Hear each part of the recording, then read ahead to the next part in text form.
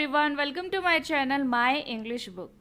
और आज के वीडियो में हम डिस्कस करेंगे क्लास 9th मूमेंट्स बुक से chapter number 1 which is the lost child written by Mulk Raj आनंद। सो इस वीडियो में ये चैप्टर मैं आपके साथ लाइन बाय लाइन डिस्कस करूँगी। एक एक लाइन को मैं आपको हिंदी में एक्सप्लेन करूँगी। सो चैप्टर को रीड करने से पहले यहाँ पे चैप्टर का थोड़ा सा इंट्रोडक्शन दिया गया है, उसको हम देख लेते हैं। A child goes to a fair with his parents. एक छोटा बच्चा है, चाइल्ड है, जो मेले में जाता है अपने पेरेंट्स के साथ। फेयर मतलब मेला। He is happy and excited. वो बच्चा बहुत खुश है, एक्साइटेड है, and wants the sweets and toys displayed there. और मेले में जो मिठाइयाँ और जो टॉयज डिस्प्ले पर लगे हुए होते हैं, उस बच्चे को वो चाहिए। But his parents don't buy them for him. लेकिन उसके पेरेंट्स उसके लिए वो स्वीट्स, वो टॉयज नहीं खरीदते हैं। Why then does he refuse when someone else offers them to him? So इस स्टोरी में कुछ ऐसा होता है कि वो बच्चा वो स्वीट्स चाहता है, उन टॉयज को चाहता है, लेकिन उसके पेरेंट्स उसको वो चीज़ें दिलाने से मना कर देते हैं। लेकिन बाद में जब कोई और पर्सन उस चाइल्ड को ये सब चीज़ें ऑफर करता है, तब वो बच्चा इन चीज़ों को रिफ्यूज़ कर देता है, इन चीज़ों को लेने से मना कर देता है। सो क्या होता है इस स्टोरी में और क्या नहीं, वो हम इस स्टोरी को डिस्कस करते हैं लाइन बाय लाइन। अब हम अपना चैप्टर शुरू करते हैं। It was the festival of the spring. Spring का फेस्टिवल था, यानी कि बसंत का मौसम था। From the wintry shades of narrow lanes and alleys emerged a gaily clad humanity. सो हल्का सा विंटरी शेड बताया गया है वेदर में। Narrow lanes and allies, lens and allies दोनों वर्ड्स का मतलब होता है छोटी छोटी पतली पतली गलियां, जहां से इमर्ज्ड मतलब होता है केम आउट, बाहर आ रही थी। और उन गलियों से क्या निकल रही थी? गैली मतलब होता है हैप्पीली, क्लैड मतलब ड्रेस, अच्छे बिल्कुल हैप्पीली ड्रेस्ड लोग उन गलियों से बाहर आ रहे थे। सम वॉक्ड, कुछ चलकर आ रहे थे। सम रोड ऑन हॉर्सेस, कुछ घोड़े के ऊपर बैठकर आ रहे थे।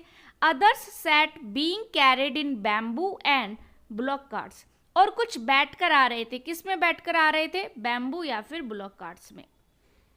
One little boy ran between his father's legs brimming over. Brimming over का मतलब है to be full of something with life and laughter. So यहाँ पे आ गया है हमारा मेन कैरेक्टर। मेन कैरेक्टर हमारा कौन है?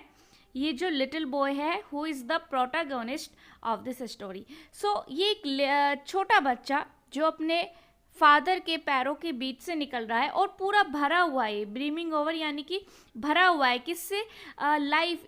इसका मतलब आप यहाँ पे कह सकते हैं ये बच्चा बहुत ही जिंदा दिल है और खुशी से भरा हुआ है। Come child come called his parents as he lagged behind, fascinated by the toys in the shops that lined the way.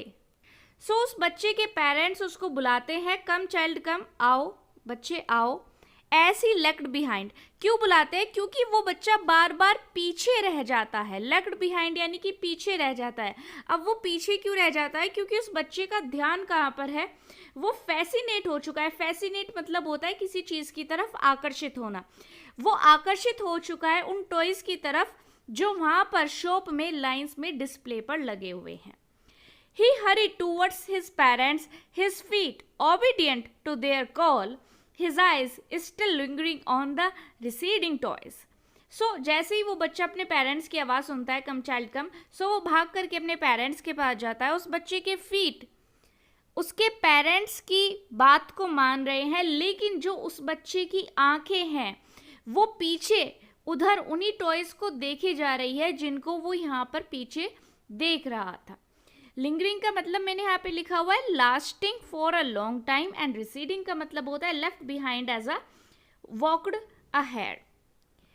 As he came to where they had stopped to wait for him, he could not suppress the desire of his heart, even though he well knew the old cold stare of refusal in their eyes. So वो बच्चा भागकर जैसे ही वहाँ पर जाता है जहाँ उसके पेरेंट्स खड़े हुए उसका वेट कर रहे हैं, सो वो बच्चा अपनी जो डिज़ायर होती है, इच्छा होती है, उसको ख़त्म नहीं कर पाता, अपने दिल में रख नहीं पाता। इवन दो ही वेल न्यू, हालांकि उसको बहुत अच्छे से पता है कि उसके पेरेंट्स उसको गुस्सा दिखाएंगे और बिल्कुल मना कर देंगे किसी भी चीज़ को खरीदने से, बट फिर भी वो बच्चा कहता है, ही प्लीडेड, वो रिक्वेस्ट करते हुए कहता है, आई वॉन्ट दैट टॉय, मुझे वो खिलौना चाहिए। His father looked at him red eyed in his familiar tyrant's way. So जैसा कि यहाँ पर बताया गया है, बच्चा अच्छे से जानता है कि फादर जो है मना कर देंगे। सो यही हुआ, उसके फादर गुस्से में लाल आंखों से उसकी तरफ देखते हैं, एक क्रूअल रूलर की तरह उसकी तरफ देखते हैं। बस यही रिफ्यूज़ल होता है, उसके फादर का ऐसे गुस्से भरी नज़रों से देखना ही रिफ्यूज़ल होता है। His mother melted by the free spirit of the day was tender and giving him her finger to hold said, look child what is before you. So उसकी मदर इस मोमेंट पे आकर के, उस बच्चे की मदर जो है वो थोड़ा सा मेल्ट हो जाती है, उसको अपने बच्चे के ऊपर प्यार आ जाता है। सो वो अपने बच्चे को अपनी उंगली ऑफर करते हुए कहती है कि उसकी उंगली पकड़े, और वो अपने बच्चे से क्या कहती है, look child what is before you, देखो तुम्हारे सामने क्या है। It was a flowering mustard field. So उस बच्चे के सामने क्या था, फ्लावरिंग मस्टर्ड फील्ड था, यानी कि सरसों का खेत था जिसपे पीले फूल आए हुए थे। Pale like melting gold as it swept across miles and miles of human land. So वो इतना ज़्यादा येलो था कि देख करके ऐसा लग रहा था जैसे कि सोने को पिघाल करके मीलों मीलों दूर तक, बस जहाँ पर भी लैंड दिखाई दे रहा है वहाँ तक सोने को बिखेर दिया गया हो ज़मीन पर। A group of dragon flies were bustling about on their gaudy. यहाँ पर देखिए मैंने इन सब वर्ड्स के मीनिंग लिखे हुए हैं, पर्पल विंग्स। सो वहाँ पे ड्रैगन फ्लाइज का एक ग्रुप था जो इधर उधर, ब्रस्टलिंग यानी कि इधर उधर घूम रहा था, और उनके कैसे ब्राइट चमकदार पर्पल कलर के विंग्स थे। Intercepting the flight of a lone black bee or butterfly in search of sweetness from the flowers. So अब जो वहाँ पर लोन ब्लैक बी, बटरफ्लाई थी या फिर ड्रैगन फ्लाइज थी, वो सब वहाँ पर क्यों ब्रस्टलिंग कर रही थी, क्योंकि वहाँ पे जो फ्लावर्स थे उसमें जो स्वीटनेस थी उसको सर्च करने के लिए वो सब वहाँ पर उड़ रहे थे। The child followed them in the air with his gaze, gaze मतलब होता है नज़र, till one of them would still its wings and rest and he would try to catch it. So अब बच्चे को क्या मिल जाता है, अब बच्चे का ध्यान वो उन टॉयज पर से हट जाता है, बच्चे का ध्यान ये जो इतनी सारी फ्लाइज उड़ रही है इन पर आ जाता है। वो बच्चा हवा में देखता हुआ उनको फॉलो करता है, और क्या देखता है कि अगर उनमें से कोई भी फ्लाई थक करके थोड़ी देर के लिए बैठती है, सो वो बच्चा उस फ्लाई को पकड़ना चाहता है, but it would go fluttering flapping up into the air when he had almost caught it in his hands. So वो क्या होता है, जैसे ही उस बच्चे को लगता है कि लगभग बस उसने उस फ्लाई को पकड़ ही लिया है, वो जो फ्लाई होती है एकदम से अपने पंखों को फड़फड़ाती हुई, फ्लटर करती हुई हवा में उड़ जाती है। Then his mother gave a cautionary call, come child come on to the footpath. So अब बच्चा फिर किस चीज़ में बिजी हो गया था, फ्लाइज को पकड़ने में बिजी हो गया था, तभी फिर से एक कॉशनरी कॉल उस बच्चे को उसकी मदर से मिलती है। वो क्या कहती है, कम चाइल्ड कम, फुटपाथ पर आओ बच्चे, फुटपाथ पर आओ। He ran towards his parents' galley and walked abreast of them for a while, being, however, soon left behind, attracted by the little insects and worms along the footpath that were teeming out from their hiding places to enjoy the sunshine. So, अब देखिए story में आगे क्या होता है। वो बच्चा भाग करके हैप्पीली अपने पेरेंट्स के पास जाता है और साइड बाय साइड यानी कि उन्हीं के साथ साथ थोड़ी देर के लिए चलता है। बीइंग हाउएवर सून लेफ्ट बिहाइंड, लेकिन फिर से थोड़ी देर बाद वो पीछे रह जाता है। Attracted by the little insects, अब वो किस चीज़ से अट्रैक्ट हो रहा है, अब वो अट्रैक्ट हो रहा है छोटे छोटे इंसेक्ट्स से, कीड़े मकोड़ों से, कीड़ों से वो अट्रैक्ट हो रहा है। अलोंग द फुटपाथ, जो फुटपाथ पर टिमिंग आउट का मतलब है बाहर आ रहे हैं अपने छुपे हुए प्लेसेस से। अब वो अपने छुपे हुए प्लेसेस से क्यों बाहर आ रहे हैं, सनशाइन को इंजॉय करने के लिए वो इंसेक्ट्स और वो वर्म्स अपने हिडन प्लेसेस से बाहर आ रहे हैं, जिनको वो बच्चा देखने में बहुत ज़्यादा फैसिनेट हो गया है.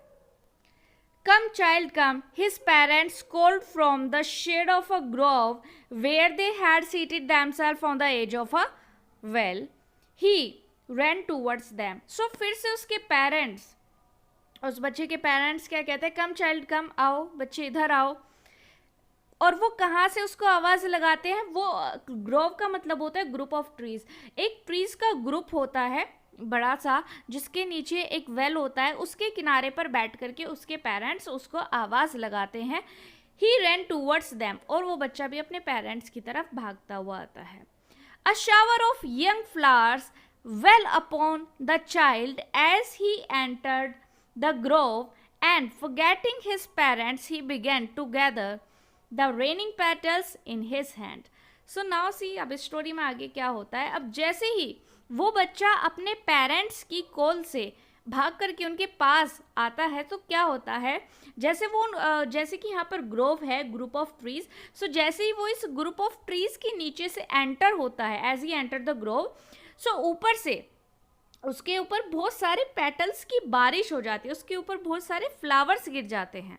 और ये जो फ्लावर की बारिश उस बच्चे के ऊपर होती है, उसमें वो क्या हो जाता है, अपने पेरेंट्स को भूल जाता है. अपने हाथों में वो पेटल्स को ले लेता है और अपने पेरेंट्स को वो भूल जाता है. But lo he heard the cooing of doves and run towards his parents. और तभी उसको जो डोव बर्ड होता है उसकी आवाज़ सुनाई देती है और वो अपने पेरेंट्स की तरफ भागता है और क्या कहता है, dove dove. The raining petals dropped from his forgotten hands.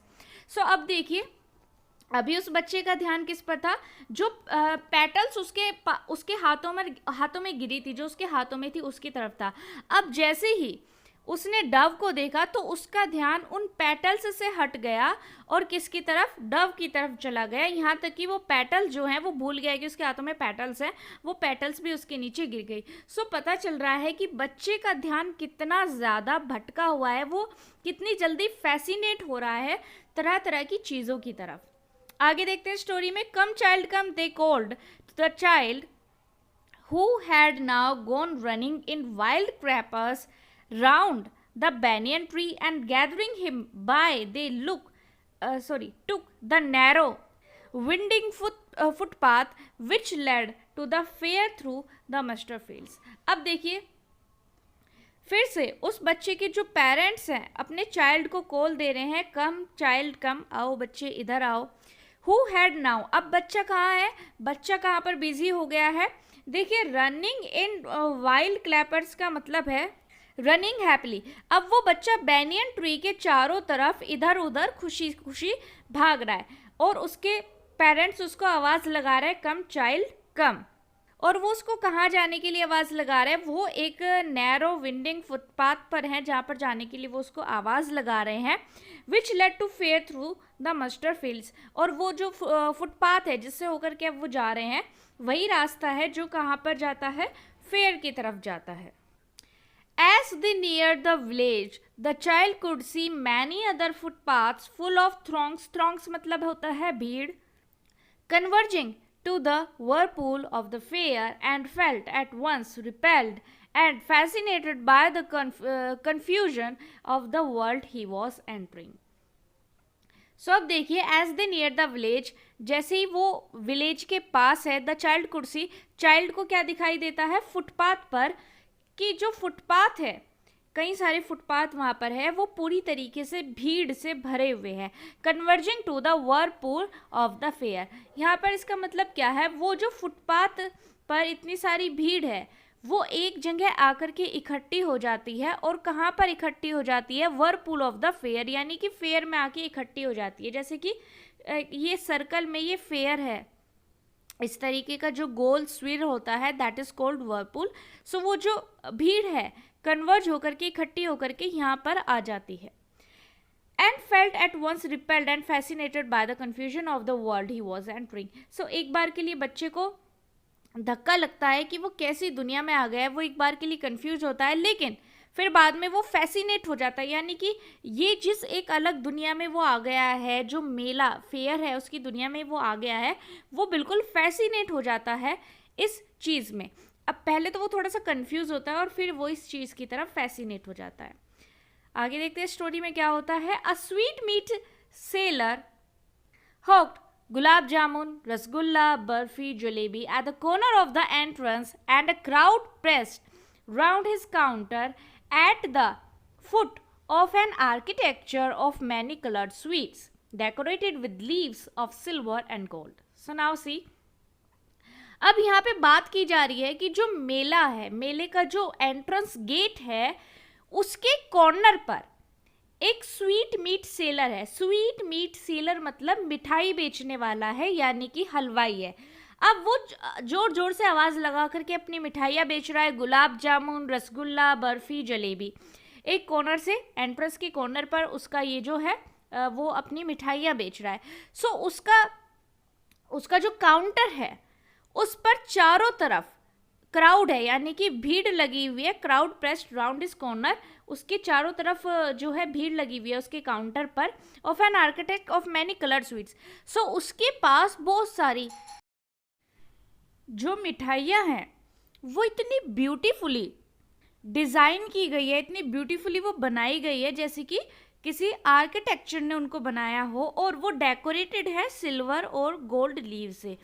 जो सोने का और चांदी का वर्क आता है उसकी बात यहाँ पे की गई है। The child stared open eyed and his mouth watered for the barfi that was his favourite sweet.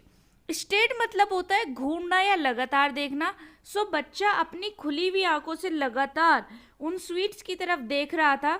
And his mouth watered, उसके मुंह में पानी आ गया, बिकॉज वो उसकी फेवरेट स्वीट थी, यानी कि उसकी फेवरेट बर्फी थी। I want that barfi, he slowly murmured यानी कि उसने धीरे से बोला, मुझे वो बर्फी चाहिए। But he half knew as he begged that his plea यानी कि request would not be heeded मतलब paid attention, because his parents would say he was greedy. अब देखिए उसने यहाँ पे धीरे से क्यों कहा I want that barfi, because उसको पता है कि उसकी ये जो रिक्वेस्ट है ये फुलफिल नहीं की जाएगी, इस पर कोई अटेंशन नहीं दी जाएगी उसके पेरेंट्स की तरफ से, बिकॉज उसके पेरेंट्स उसको क्या कहेंगे, that you have become greedy now. So without waiting for an answer he moved on.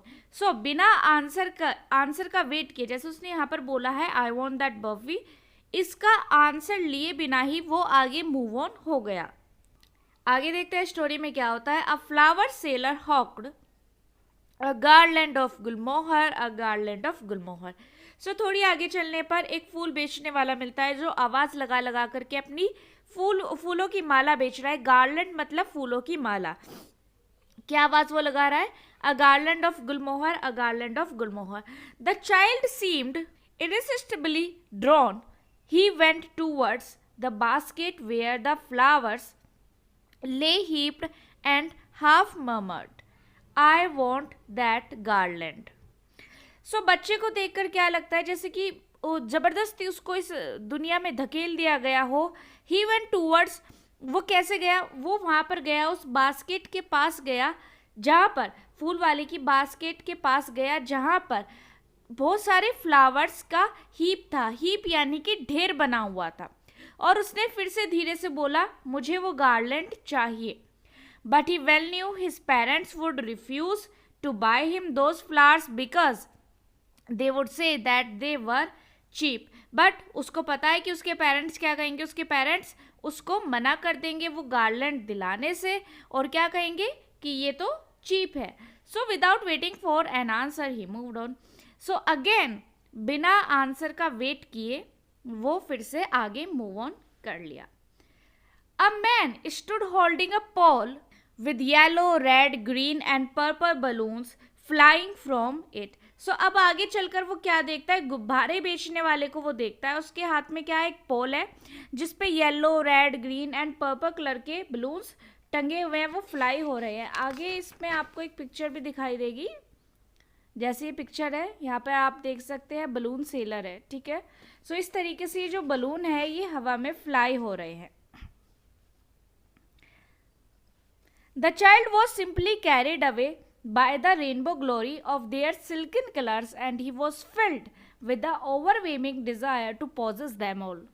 So अब देखिए ये जो बलून्स थे इनका जो कलर था किस तरीके से यहाँ पे रेनबो से इसको कंपेयर किया गया है. रेनबो की तरह वो क्या दिख रहे थे, बलून्स के कलर दिख रहे थे. सो जो बच्चा था वो रेनबो की उस ग्लोरी में, रेनबो की तरह दिखने वाले वो जो कलरफुल वाइब्रेंट फ्लावर्स थे वो उनमें कहीं ना कहीं खो गया. उनमें उनको वो चाहता था, उन बलून्स को वो चाहता था. And he filled with an overwhelming desire to possess them all. और उसके अंदर एक डिजायर आई. ओवरवेविंग मतलब यानी कि वो उस डिजायर से भर गया कि उसको वो सारे बलून्स चाहिए. But he well knew his parents would never by him the balloons. But उसको पता है कि उसके पेरेंट्स उसके लिए वो बलून्स नहीं परचेज करेंगे. Because they would say he was too old to play with such toys.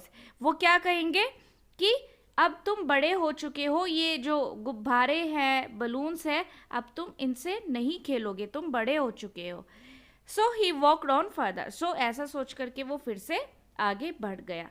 A snake charmer, snake charmer मतलब सपेरा, stood playing a flute to a snake which coiled itself in a basket, its head raised in a graceful bend like the neck of a swan, while the music stole into its invisible ears like the gentle rippling of an invisible waterfall. सो अब आगे चल के क्या मिलता है, आगे चल के मिलता है एक स्नेक चार्मर यानी कि सपेरा. वो क्या कर रहा है, फ्लूट बजा रहा है.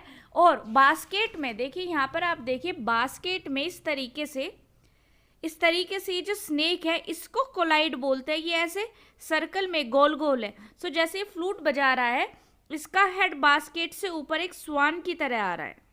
और कैसे धीरे धीरे ये स्नेक उस बास्केट में से बाहर निकलता है. जैसे ही उसके इनविजिबल ईयर्स यहाँ पे स्नेक के बताए गए हैं क्योंकि स्नेक के ईयर्स हमें दिखाई नहीं देते हैं.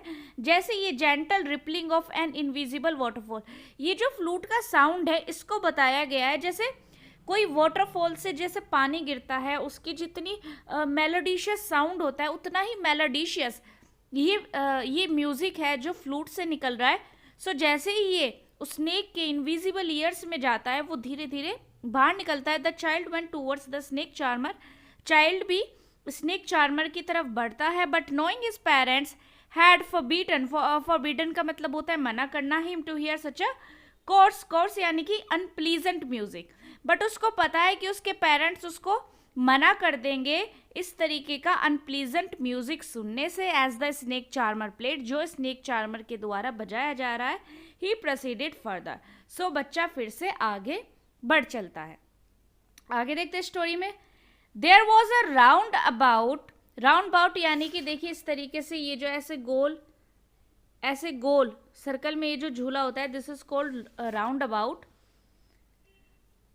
इन फुल स्विंग. सो वहां पर एक ऐसा गोल झूला था. Men women and children carried away in a wheeling motion. Wheeling यानी कि ऐसे गोल घूमता है. सो वहां पर जो मैन थी, वुमेन थी, बच्चे थे वो कैसे ऐसे गोल घूम रहे थे. Shrieked and carried with dizzy laughter, वो हंस रहे थे, खेल रहे थे. डिजी लाफ्टर, डिजी का मतलब होता है चक्कर आना. सो जब वो इसमें ऐसे गोल घूमेंगे सो उनको थोड़ा सा चक्कर भी आ रहे थे. ठीक है, इसी चीज को यहाँ पे बताया गया है. सो लाफ्टर में थे, डिजी लाफ्टर में वो थे. The child watched them intently, बच्चा उनको ध्यान से देख रहा था. And then he made a bold request, और फिर फाइनली उसने एक रिक्वेस्ट कर दी. I want to go on the roundabout please father and mother. So इस बार देखिए अभी वो धीरे धीरे से बोल रहा था, ठीक है, लेकिन इस बार वो जोर से बोलता है. अपने मदर और फादर से क्या कहता है कि मुझे उस झूले में जाना है, उस झूले में झूलना है मदर एंड फादर. अब देखिए अब आता है हमारी स्टोरी में ट्विस्ट. अब आगे क्या होता है.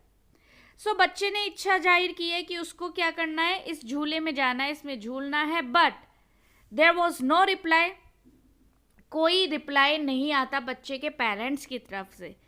ही turned to look at his parent, वो मुड़ता है, पीछे देखता है अपने पेरेंट्स की तरफ. दे वर नॉट देयर, वहां पर उसके पेरेंट्स नहीं थे. अहेड ऑफ हिम, उसके सामने भी नहीं थे. He turn to look on either side, वो दूसरी साइड देखने के लिए मुड़ता है, वो वहां पर भी नहीं थे. वो पीछे मुड़ता है, ही लुक्ड बिहाइंड, पीछे देखता है, पर वहां भी उनके होने का कोई साइन नहीं था. A full deep cry rose within his dry throat and with a sudden jerk यानी कि झटका of his body, he ran from where he stood. So एक डीप क्राई उसके थ्रोट से उसके गले से निकलता है, उसके सूखे हुए गले से एक आवाज निकलती है. सडनली उसकी बॉडी को एक झटका लगता है. झटका क्यों लगता है? देखिए, अभी तक वो कैसा इस दुनिया में खोया हुआ था, अब एकदम से उसको रियलाइज होता है कि उसके पेरेंट्स कहाँ गए.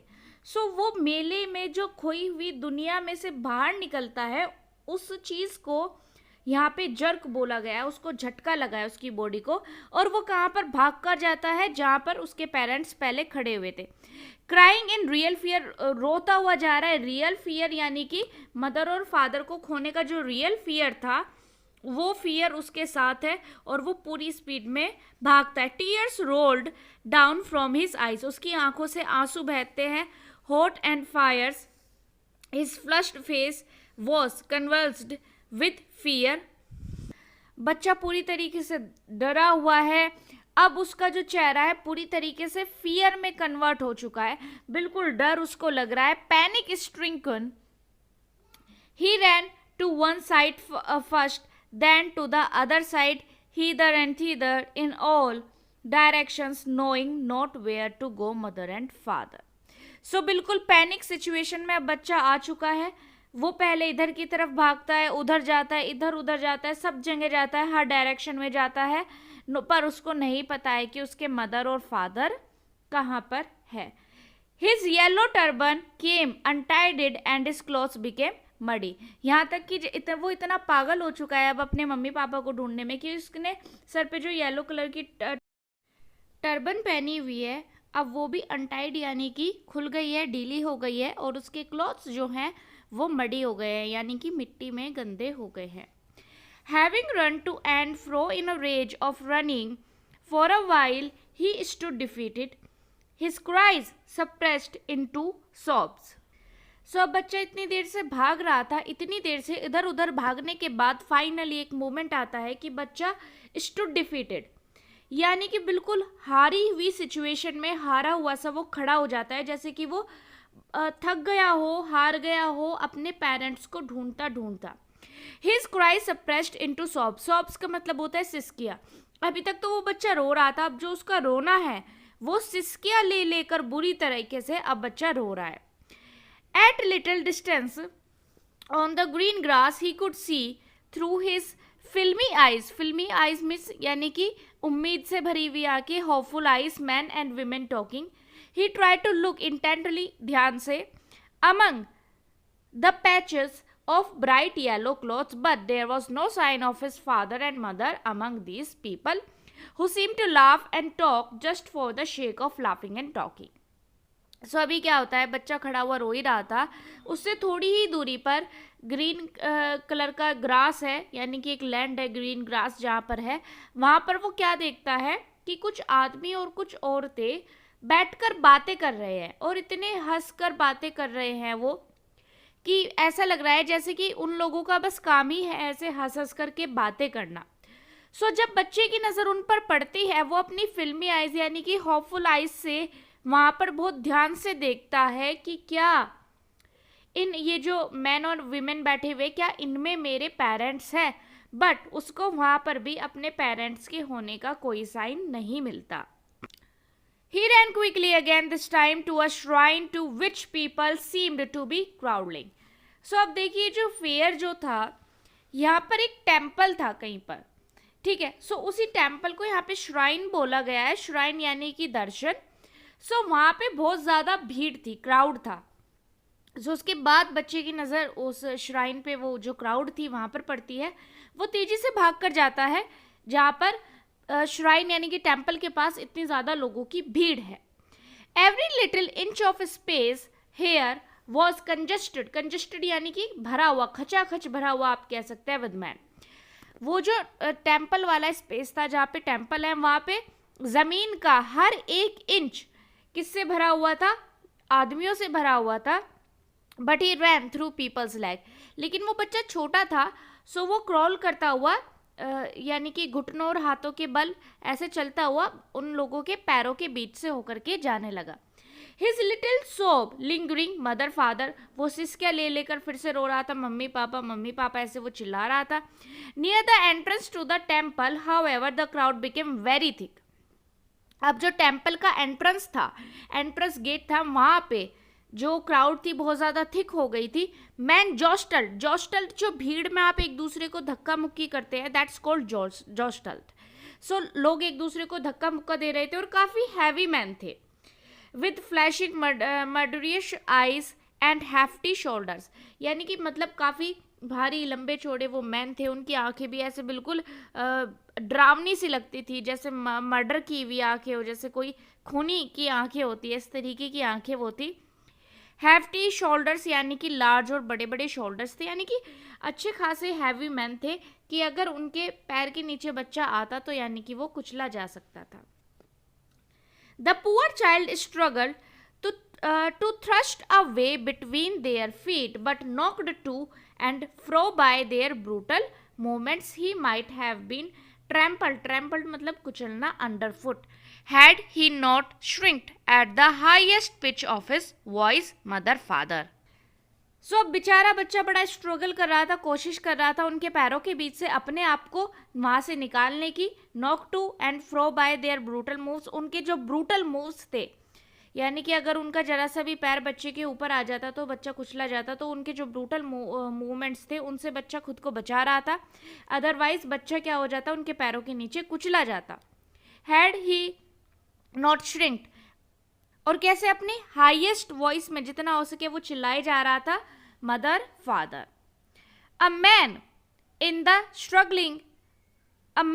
The surging crowd heard his cry and stopping with great difficulty lifted him up in his arms. Surging का मतलब होता है बढ़ती हुई. अब देखिए इस भीड़ में, इस बढ़ती हुई भीड़ में एक जेंटलमैन थे जिनको उस बच्चे के रोने की आवाज़ सुनाई दे गई. बड़ी मुश्किल से, ग्रेट डिफिकल्टी से उन्होंने इस बच्चे को रोका और इसको अपनी आर्म्स में उठा लिया.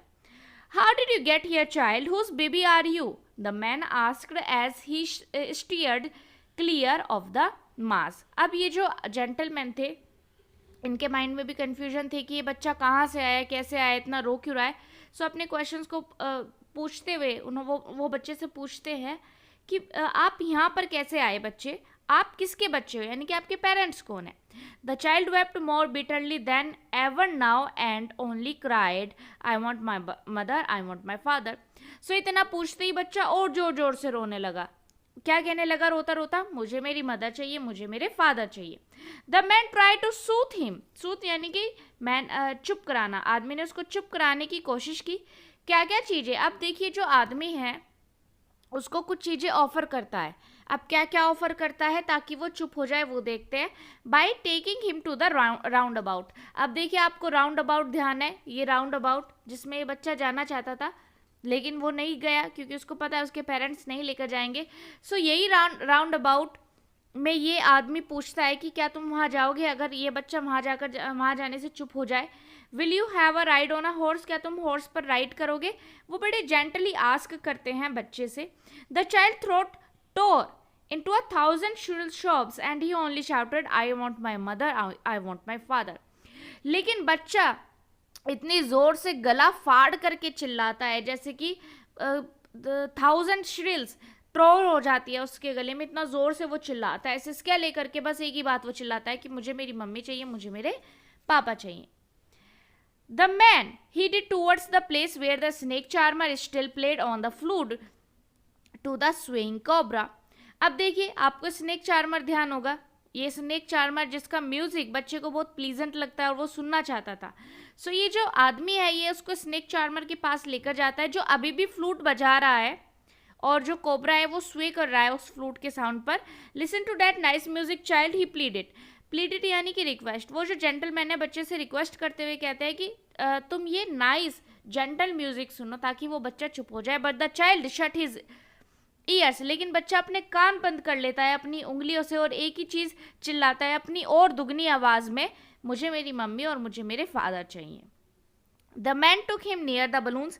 अब जो मैन होता है वो बच्चे को कहाँ पर, बलून्स के पास लेकर जाता है. Thinking the bright colours of the balloons would distract the child attention and Quentin him.